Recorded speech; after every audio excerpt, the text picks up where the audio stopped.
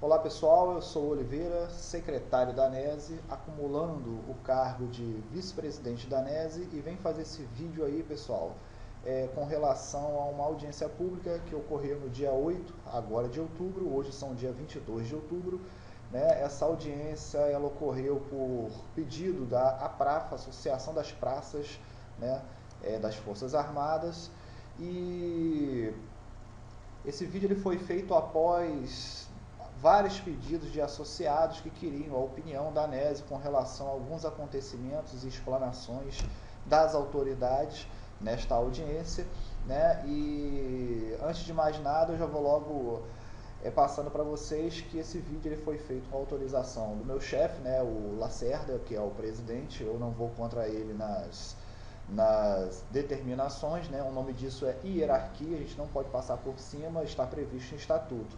Então, mas a gente não tem problemas, que a gente se entende bem. Então, pessoal, nesse vídeo eu vou estar passando para vocês a opinião da ANESE com relação à explanação das autoridades. Não vou tecer nenhum tipo de comentário com relação às outras pessoas que apareceram no vídeo. Vou me ater somente às declarações da AGU e do brigadeiro que lá esteve representando o comando da aeronáutica.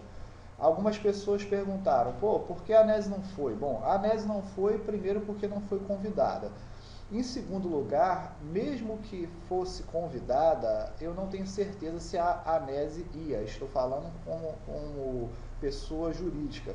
Não tenho certeza se a ANESE iria, porque a primeira audiência a gente não viu frutos na primeira audiência e até o momento não acreditamos que vá acontecer alguma coisa depois dessa segunda audiência.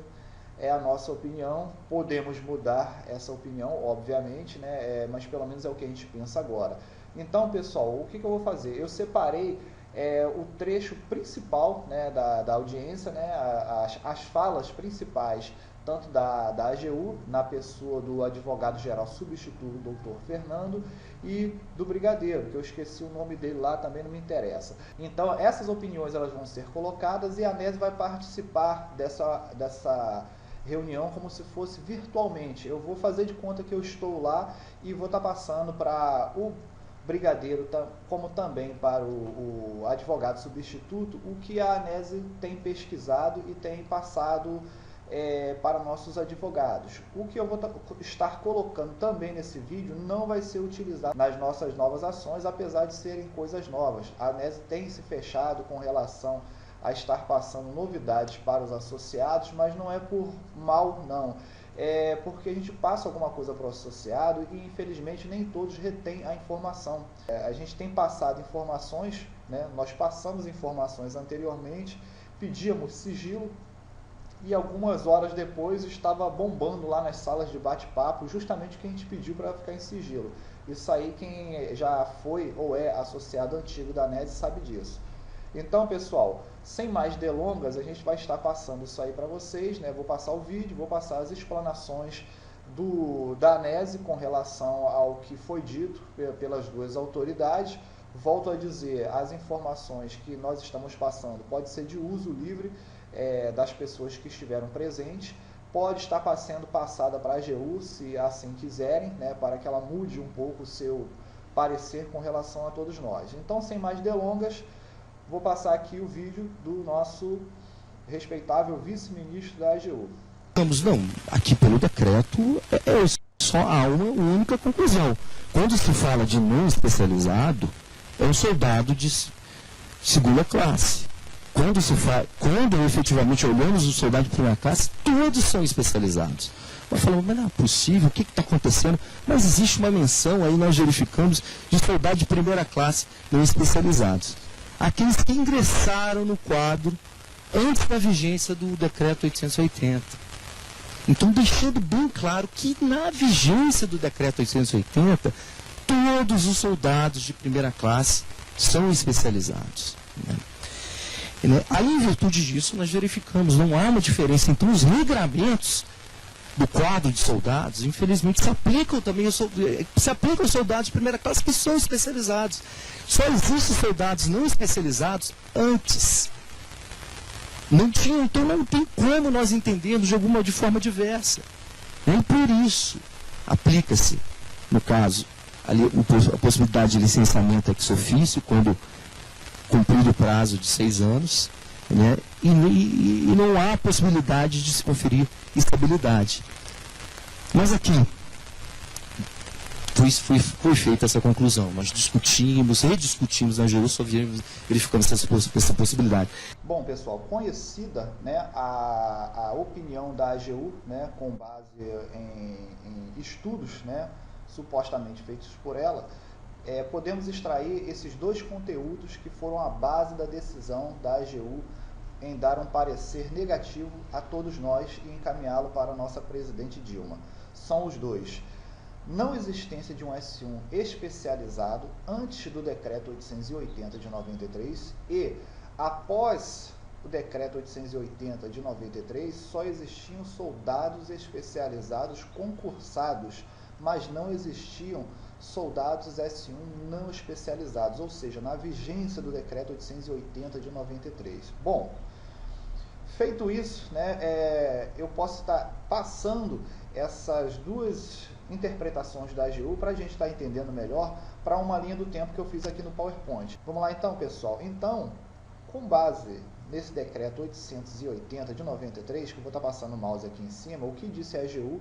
Que antes desse decreto 880 de 93, ou seja, no decreto anterior, não existia soldado de primeira classe especializado, só existia soldado de primeira classe sem especialização.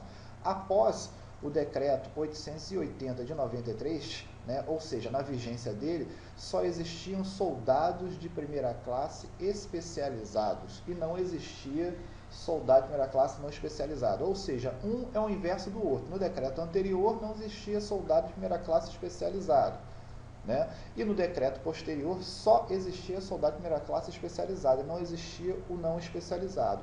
Bom, como a gente pode estar refutando, ou seja, desmentindo essa conclusão da AGU?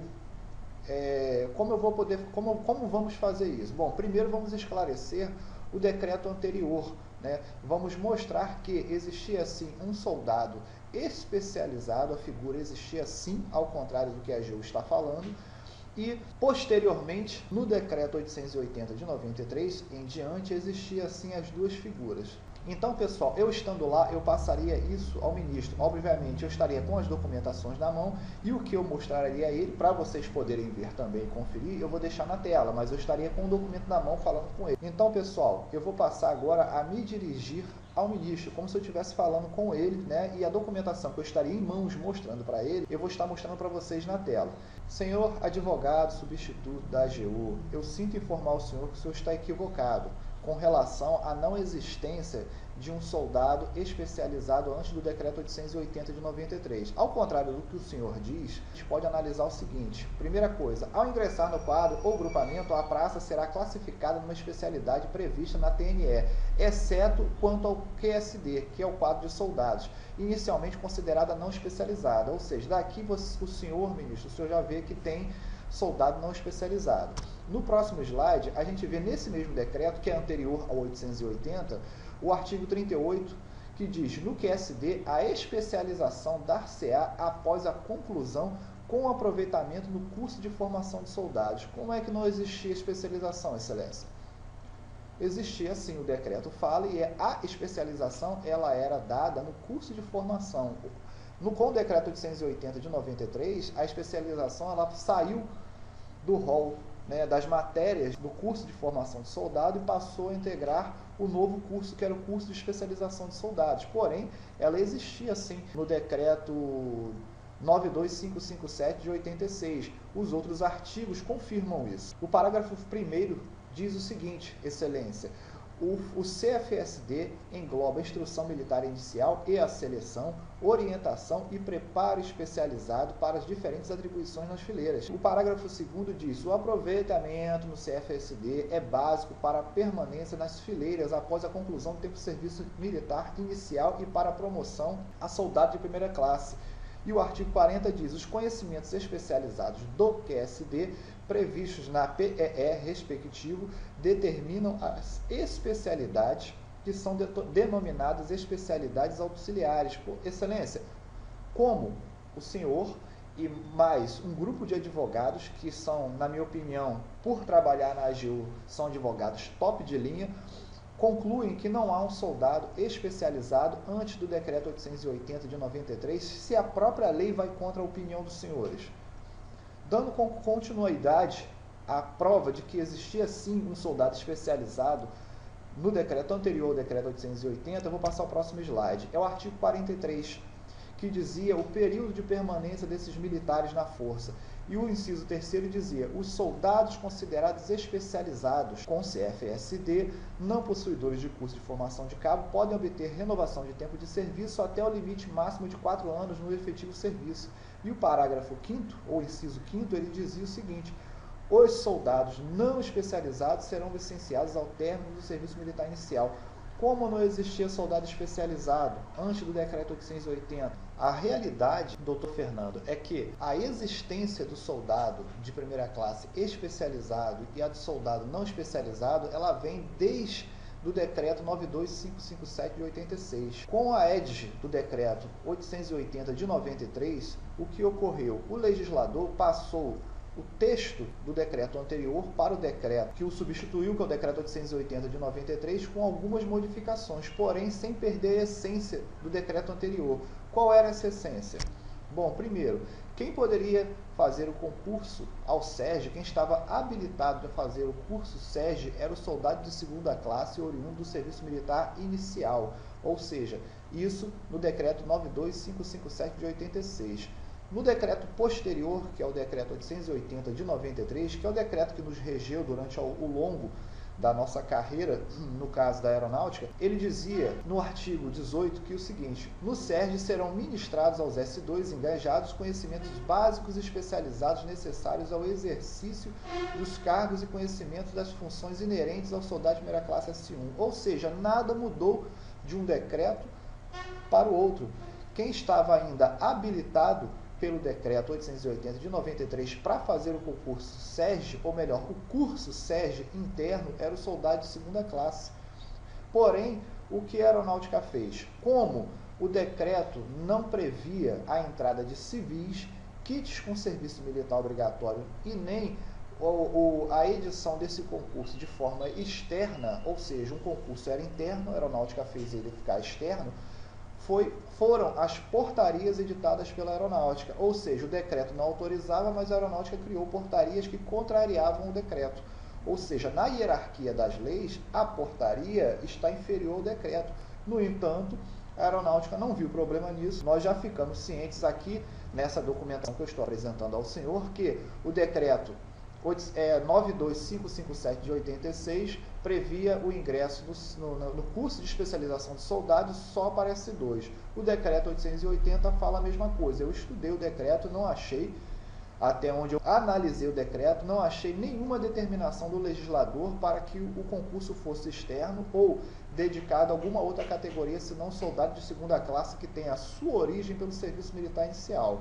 Porém, estão aqui as portarias, ou eu separei a principal portaria para estar mostrando ao senhor, né, excelentíssimo advogado substituto da AGU, a portaria que desviou a finalidade do decreto. Uma delas, né, a portaria 710 GM3 de 1993, que diz: os civis serão nomeados pelo comandante do Comar a soldado de segunda classe, alunos do SERJ. E o edital repetiu a determinação. Os candidatos aprovados do concurso de admissão, dentro do número de vagas fixados para a área do 3º Comando Aéreo Regional, serão classificados como soldados de segunda classe. Não existe isso no decreto. Ou seja, o que é ilegal, pessoal, inconstitucional que seja, não é o decreto 880 de 93. O decreto 880 de 93, senhor advogado-geral substituto, ele é legal, porém ele não prevê o ingresso de civis, kits com serviço militar inicial e muito menos por concurso público externo, porque o concurso é interno,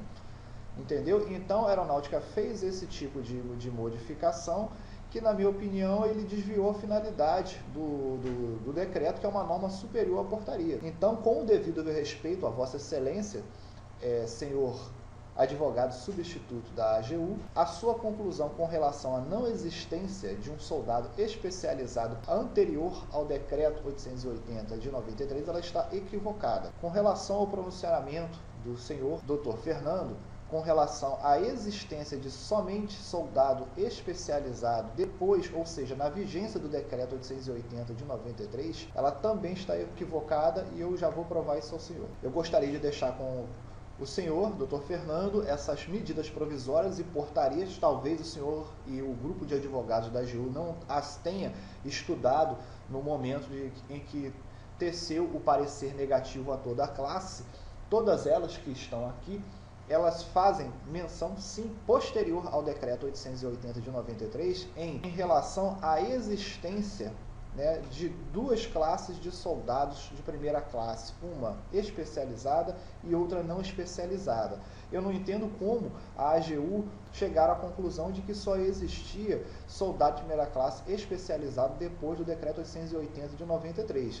Está aqui as leis, eu vou estar mostrando para o senhor e todos os presentes, né, pelo menos as duas últimas leis, porque as anteriores a estas, elas são tão fiéis quanto as últimas no que diz respeito a essa diferenciação que a própria lei faz.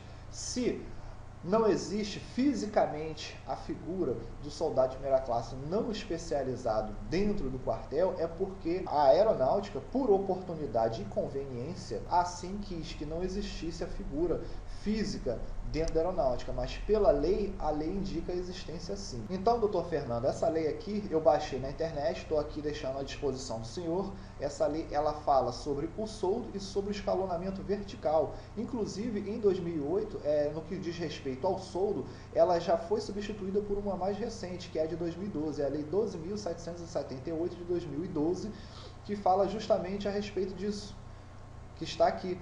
Soldado de primeira classe, especializados, concursados e engajados. O soldo de 1.491 e depois o soldado de primeira classe não especializado com o soldo de 1.254. Como não existe, depois do decreto 880 de 93, um soldado de primeira classe especializado e um não especializado, eles existem sim em conjunto, entendeu?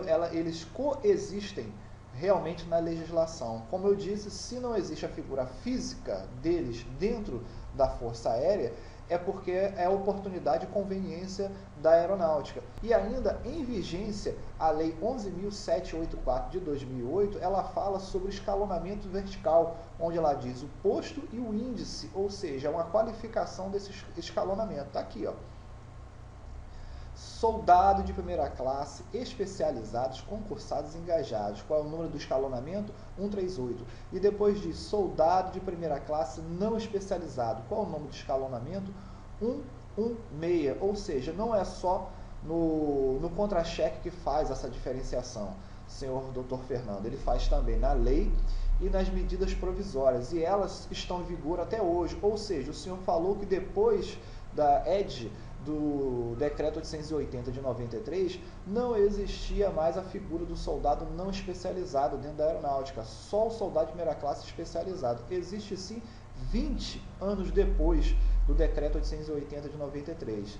Então, essa declaração que o senhor fez, ela também está errada, dessa não existência depois do decreto 880 de 93. Com base nessa conclusão da AGU, que foi vital para o parecer negativo que foi levado ao presidente Gilman, nós fomos prejudicados. Eu aconselho o senhor a estar dando uma olhada nessas documentações que eu trouxe e considerar o fato de a aeronáutica estar, por oportunidade e conveniência, não formando soldados de primeira classe não especializados, porque ela sabe que se existir essa classe, a lei que foi empregada a nós, ela é mais viável para essa outra classe e não para nós. Uma coisa é a existência do cargo, outra coisa é a não existência de ninguém investido nele. O cargo existe sim. Então, doutor Fernando, finalizando a contestação às explanações do senhor, o que eu tenho a dizer, a realidade da linha do tempo, contrária àquela anterior, é a seguinte: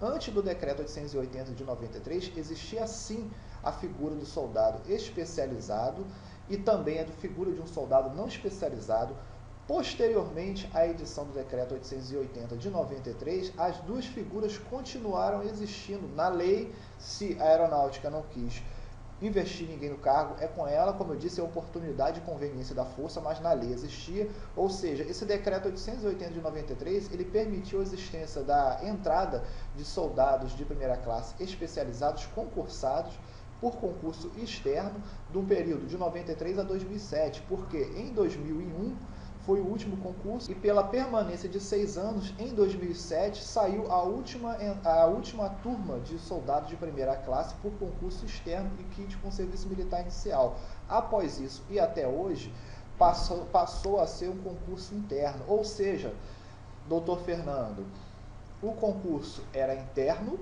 passou por meio de portarias que desviavam a finalidade do decreto, passou a ser externo e voltou a ser interno de novo. E se não existia soldado especializado, como o senhor disse, antes do decreto 880 de 93, e nós vimos que existia assim, cadê a formalização da extinção do cargo? Não tem. Tanto não tem que ele existe até hoje. Se ele foi extinto em 92, cadê a reedição novamente da existência do cargo para ele estar existindo nas legislações até hoje? Não tem. Então, pessoal, vou passar agora para vocês o que o brigadeiro falou, ou seja, novamente a essência do que ele falou, e vou passar posteriormente estar contestando as declarações do brigadeiro do ar. Então, como vocês puderam ver, todos os atos da Força Aérea Brasileira estão pautados na legislação. A gente pode não concordar com a legislação ou com a interpretação, mas nós fizemos o que está previsto na legislação. Assim como, qual é o grande problema? O problema é, o edital, ele traz umas poucas regras ali. Como disse o doutor Fernando, a legislação, a cerca a respeito dos militares, ela é muito grande, é enorme. Não tem como colocar toda a regulamentação a respeito da carreira militar em um edital. Então, infelizmente, eu digo assim, no edital não estava previsto. Poderia, melhoraria. Mas foi feito? Não foi feito. Foi contra a lei? Não foi contra a lei. Tem alguma lei prevendo, obrigatório? Pergunta ao senhor, tem alguma lei dizendo isso tem que obrigatoriamente colocar? Não. Um momentinho só. Ele falou isso mesmo? Eu não acredito, eu acho que eu vou botar pra gente ouvir de novo. Pergunta ao senhor, tem alguma lei dizendo isso tem que obrigatoriamente colocar? Não. Pergunta ao senhor, tem alguma lei dizendo isso tem que obrigatoriamente colocar? Não. Desculpa, a Constituição no artigo 37, como vocês estão dizendo ali, e qual é o artigo inciso está escrito? Suficiente, né, pessoal? É o suficiente por enquanto para a gente estar ouvindo isso aí, né? Eu separei para vocês aqui as falas dele, né? Ou seja, todos os atos da Força Aérea Brasileira estão pautados na legislação. Nós fizemos o que está previsto na legislação. A Força Aérea é legalista, ela cumpre o que está previsto na legislação. Veremos, né? E não tem como colocar a regulamentação no edital, foi o que ele disse também, e a melhor de todas. Pessoal, dei até uma pausa porque eu não resisti, eu tive que pausar, mas não foi para zoar o vídeo não. Foi para dar uma ênfase para vocês aí, que foi essa aqui, ó. Pergunta ao senhor, tem alguma lei dizendo que tem que obrigatoriamente colocar? E ele disse não.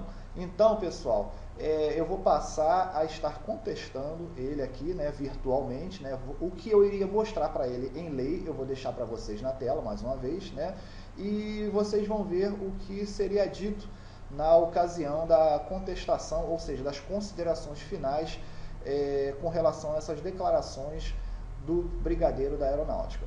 Inicialmente, senhor brigadeiro, com todo o respeito que eu devo ao senhor, eu gostaria de estar contestando tudo que o senhor falou aí, né? E como eu sei que o senhor pode estar questionando qual é a minha qualificação para isso, eu vou estar utilizando aí a ajuda da doutrina, da jurisprudência e da lei para estar expondo a todos aqui o que eu acho e o que eu posso estar contestando a respeito das suas palavras. Bom, começando pela doutrina, eu peço a ajuda do nosso ilustre jurista, o ilustre Eli Lopes Meireles, onde ele relata: os concursos não têm forma ou procedimentos estabelecidos na Constituição, mas é de toda evidência que sejam precedidos de uma regulamentação legal ou administrativa amplamente divulgada, para que os candidatos se inteirem de suas bases e matérias exigidas.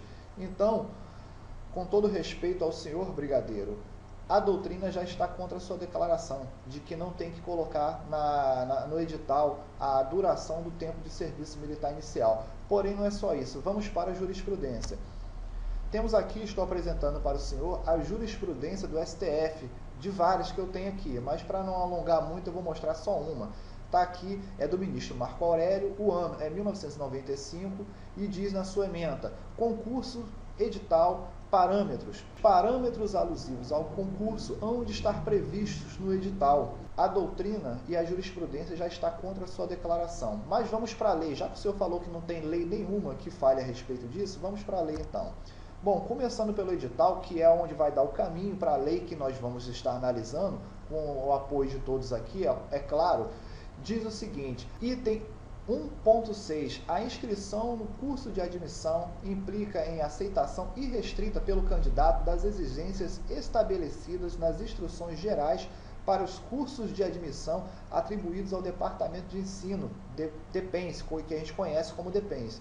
A portaria que nós vamos analisar está no edital, é a portaria 048 GM3 de 17 de janeiro de 92. Então, pessoal, o que eu tenho para dizer a vocês é o seguinte: a declaração do brigadeiro, com o devido respeito, na minha opinião, é aquela declaração que vem na certeza de que nós não conhecemos a lei.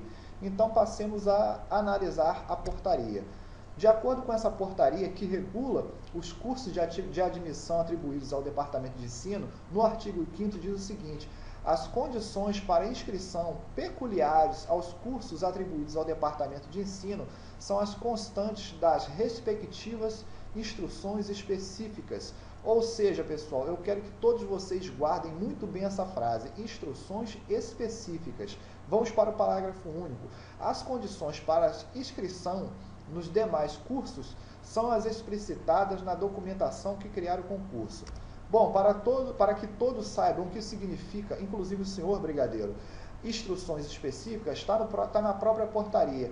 Para efeitos dessas instruções, os termos e expressões a seguir têm as seguintes definições: instruções específicas, documento elaborado pela organização responsável pelo concurso, aprovado pelo Departamento de Ensino, que contém as informações detalhadas de interesse dos candidatos aos quais é distribuído.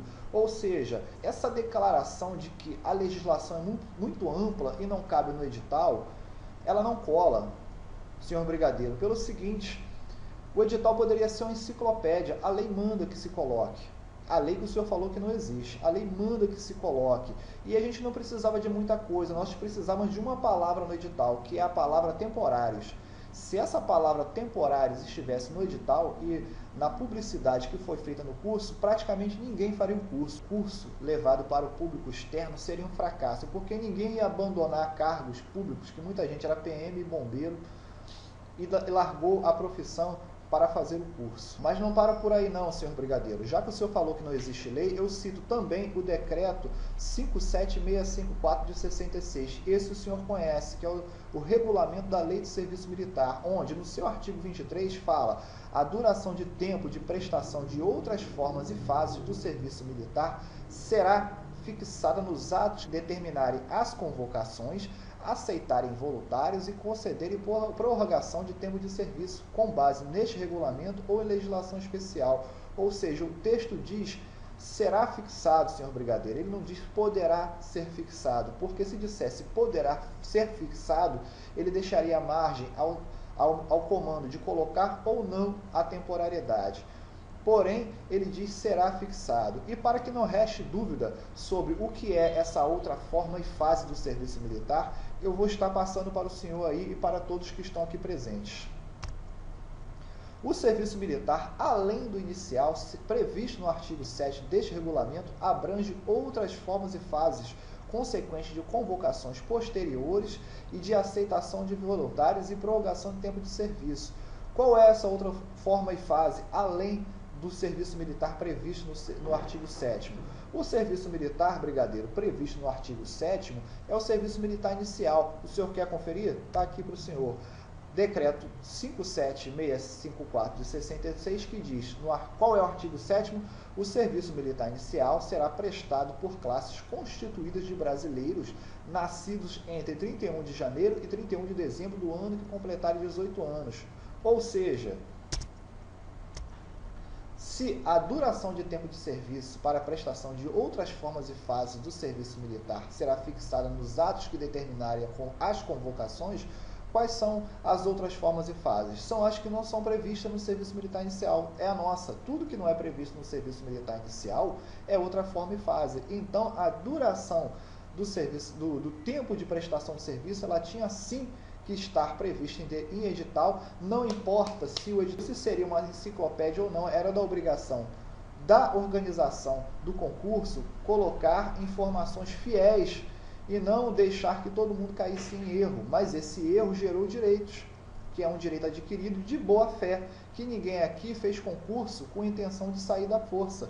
Se não foi dada a informação, a culpa é de vocês. E para não deixar margem de dúvida, senhor brigadeiro, temos aqui a revista Aerovisão. Lembra que a legislação que eu apresentei para o senhor agora, ela dizia que a publicidade com relação ao tempo, ela tinha que estar prevista na legislação e na documentação que criar o concurso? Está aqui. Qual é a documentação que cria o concurso? A publicidade, a lei e o edital. Então, temos aqui a revista Aerovisão, que eu vou passar para o senhor, que diz o seguinte, tá ali, ó, qual é a dificuldade, curso de especialização de soldados, qual é a dificuldade de colocar uma palavra? Todos nós não queríamos a legislação toda, queríamos ser avisados, senhor brigadeiro, com honestidade por parte da aeronáutica, que o concurso seria ou não de militares temporários. Como o senhor vai falar que não tem condição? Ué, tá aqui, ó, o edital de oficial temporário, tá dizendo aqui temporário. Qual é a dificuldade? A inclusão de uma palavra logo ao lado, temporário, e a não inclusão do outro. Vocês induziram nós a erro. E está aqui também o edital. Lembra que eu falei aqui no edital, e está lá na lei, que o senhor falou que não existe, instrução específicas. O que eram as instruções específicas, pessoal? Instruções específicas eram informações detalhadas de interesse do candidato. Ou seja, essas instruções específicas, elas estavam no caput do nosso edital. Tá ali, ó, instruções específicas, e nada está sendo dito sobre temporariedade. Ah, mas o senhor vai dizer, como o senhor falou antes, que não poderia, a legislação é muito grande. Tudo bem. Então vamos para o edital de oficial temporário. Tá aqui, ó, oficial temporário. Vamos lá no caput também, ó, instruções específicas para o curso de admissão e estágio de adaptação de oficiais temporários da aeronáutica. Como não pode? É a inserção de uma palavra, senhor brigadeiro. Como não pode? Como não pode também a AGU, doutor Fernando? Pode sim, está aqui, ó. Se foi por incompetência ou falta de interesse do senhor estar colocando no edital, aí já a conversa já é outra. Vamos procurar aqui onde está temporário? Está aqui, ó. Temporários. Vamos procurar aqui mais uma vez. Tem onde está escrito temporários. Está aqui de novo, ó. Temporários. Está aqui de novo, ó, temporariamente. Vamos para a próxima página? Não vou botar todas não, tá? Está aqui, ó, temporários, bem grandão aqui, temporários. Aqui de novo, temporários.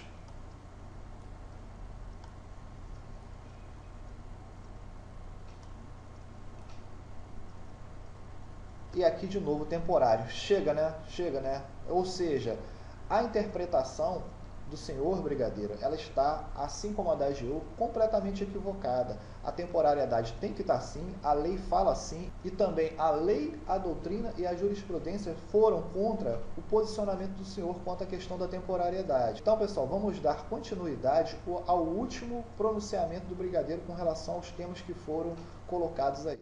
Alguém perguntou, brigadeiro, aonde está previsto o FR especializado que eu era? Ele quer uma resposta que não existe. Foi a mesma pergunta que fizeram aqui. Em qual quadro está o F1 especializado? Ué, a resposta é a mesma. Não existe um quadro de F1 especializado. Existe um quadro de disputado, que é constituir F2 e F1. Não tem como. Brigadeiro, aonde está? Não está. Alguém perguntou ali atrás, não sei exatamente, não me recordo exatamente quem foi, em qual legislação está? Não está em legislação nenhuma. Bom, pessoal, essa última declaração eu tenho até que concordar com ele. Realmente não está em legislação nenhuma. Mas por que não está em legislação nenhuma? Porque a Aeronáutica não se preocupou quando criou uma portaria para passar por cima da determinação do edital, onde ele inseriria no decreto, né, ou seja, no grupo que é regido pelo decreto, pessoas que não estavam previstas por ele. Então, quando criou-se essa portaria e viram que não iriam e que iriam colocar pessoas que não eram previstas pelo decreto, eles teriam que criar uma legislação ou que sejam decretos auxiliares para estar regendo esse grupo novo que entrou totalmente fora das qualificações previstas no decreto 880 de 93. Ou seja, como não foi criado, né, como não foi criada uma legislação paralela para militares que ingressaram fora das qualificações previstas pelo regulamento, realmente não existe legislação nenhuma. Se você somar o fato de não existir legislação nenhuma ao outro fato de a aeronáutica, por conveniência e oportunidade, não ter permanecido com a graduação de soldado de primeira classe não especializado, a lei do decreto 880 ela ficou sem ninguém ao qual ela regesse e só sobrou o soldado especializado. Então, pessoal, essa declaração ela também está errada com relação a tudo que o brigadeiro veio a passar para nós. Então, eu finalizo as considerações da ANESE com relação à audiência pública, né? Agradeço a todos e queria estar passando, só para finalizar isso aí, a declaração da nossa presidente da República, Dilma, em um evento que aconteceu na ONU, que foi registrada pela revista Veja. Tá aqui, pessoal, a voz do Brasil na ONU. A declaração da Dilma foi dita em 28 de setembro de 2011 pela revista Veja e no discurso ela falou o seguinte: fui muito clara desde o discurso de posse em janeiro, quando afirmei que o meu governo não terá compromisso com o erro, com o desvio e com o mal feito. Senhores, aqui presente nessa audiência pública, senhor advogado-geral substituto da União e senhor brigadeiro e os representantes que estão sentados à mesa e os que acompanham aqui atrás, a condição ela se encaixa como uma luva para todos nós. Nós somos vítimas do erro, do desvio e do mal feito. Com essas declarações, eu encerro o posicionamento da ANESE com relação às declarações da AGU e do brigadeiro do ar que aqui estiveram presentes. Eu agradeço a todos a atenção e a paciência de estar vendo esse vídeo e fiquem todos na paz do Senhor.